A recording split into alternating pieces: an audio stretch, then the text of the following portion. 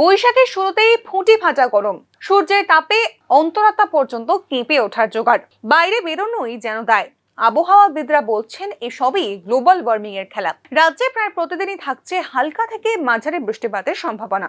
তবে এরপরেও কমছে না তাপদাহ। প্রতিদিনই সর্বোচ্চ তাপমাত্রা থাকছে প্রায় 37 থেকে 38 ডিগ্রি সেলসিয়াসের মধ্যে, যা সাধারণের থেকে বেশ খানিকটা বেশি। এরই মধ্যে রাজধানীর বহু মানুষ খাওয়া দাওয়ার সঙ্গে খেয়াল রাখছেন শরীরের দিকেও, যার জন্য নিয়মিত হাঁটাচলাও করছেন।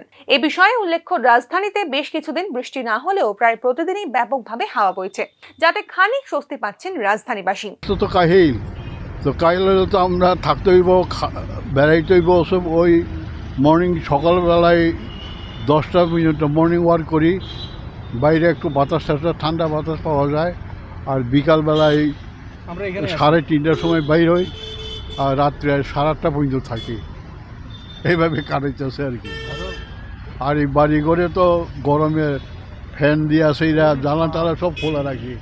এই গরমের দাপটে বয়স্কদের অবস্থাও কাহিল। তবুও তারা নিজেদের মানসিক শক্তি নিয়ে রোজই প্রাতঃভ্রমণ ও সন্ধ্যাকালীন ভ্রমণে আসছেন। এক বৃদ্ধ জানিয়েছেন, যুব সমাজ যে কোনো সময় বাড়ি থেকে বের হতে পারে, তবে তাদের পক্ষে এই গরমে বাড়ি থেকে বের হওয়া সত্যিই কষ্টসাধ্য। তবু তারা নিয়মিত স্বতঃস্ফূর্তভাবে বের হচ্ছেন। মানে এই তাপমাত্রা এত বেশি, এতে আমাদের অসহ্য হয়। কারণ যারা অল্প বয়স তাদের এই তীব্র তাপপ্রবাহের মধ্যেও বাচ্চাদের স্কুল এখনো খোলা রয়েছে। এ বিষয়ে রাজ্য শিক্ষা দপ্তরের এক প্রাক্তন আধিকারিক জানিয়েছেন, কেবল শিশুদের কথা ভেবে গরমের ছুটি এগিয়ে নিয়ে আসা প্রয়োজন। দুপুরবেলা না বেরোনোটাই ভালো যেই গরমের মধ্যে। আর দ্বিতীয় কথা, যেহেতু শিক্ষা দপ্তরে ছিলাম বহু বছরেই, তো এখানে আমার মনে হয় যে আমাদের শিশুরা স্কুলে যায়, তো ওদেরকে আমার যা মনে হচ্ছে ওদেরকে বাঁচানোর জন্য এখন মনে হয় সামার ভ্যাকেশন একটা সামনে, এই সামার ভ্যাকেশনটা একটু আগে আনলে পরে আমার মনে হয় ভালো হইবে একটু। আমি সরকারের কাছে এই আবেদনটা রাখি আর কি। যাই হোক, এটা পারিপার্শ্বিক অবস্থা ওনারা বুঝবেন, শিক্ষা দপ্তরে আছেন, ওনারা অনেক অভিজ্ঞরা আছেন। তো বিশেষ করে ছোট ছোট যে ছাত্রছাত্রী, ওদের কথা চিন্তা করে বন্ধটা একটু। এই গরমে ডাব খেতে বারংবার বলছেন চিকিৎসকরা। রাজধানীর এক ডাব ব্যবসায়ীর সঙ্গে কথা বলে নিয়েছেন আমাদের প্রতিনিধি। শুনেনি তিনি কি বলছেন। ভালো আছে না?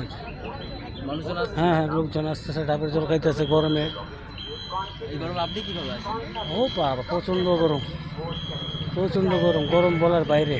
আচ্ছা, মানুষজনকে তো আপনি ডাবের জল এই গরমে হ্যাঁ, আপনি নিজে কি করছেন? হ্যাঁ, নিজেও ডাবের জল খাই। নিজেও খান? হ্যাঁ, নিজেও খাই।